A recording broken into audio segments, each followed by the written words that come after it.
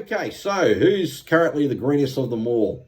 Well, developed by Yale University, they've put together the Environmental Performance Index, and this is designed to measure how countries are performing, and there's a variety of indicators that they all need to meet. Now, according to the actual diagram that you can see in front of you now, the greenest of them all happens to be Denmark with a score there of 82.5. And then, as you can see, it lists a whole bunch of other countries. Now, what's particularly important from my perspective, being an Aussie, is where Australia comes in this. And according to this particular report, Australia comes in at number 13.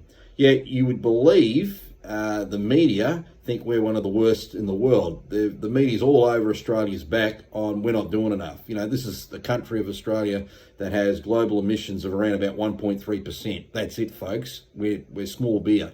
And as you can see from the charts and graphs here, coming in 13th, and we're only about 8 points behind the number one in Denmark.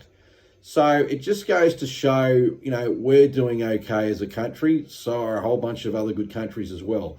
But if you focus on this particular diagram here, which is really focusing predominantly on Europe, they're the guys at all these conferences that always have a go at countries like Australia, but they can get away with it because they're either using nuclear power or tons of hydropower, and they're, good, clean sources, emission-free sources, whereas we don't have nuclear in Australia, which is stupid. We mine heaps and heaps of uranium, but for some dumb reason, we can't have a civilian nuclear industry here. It's the dumbest thing I've ever heard. If you wanted to bring everybody along and tackle, climate change with CO2 emissions, you would start actually building conventional nuclear power plants. But it's dumb. We want to instead build wind turbines and solar farms and then bet on green and blue hydrogen.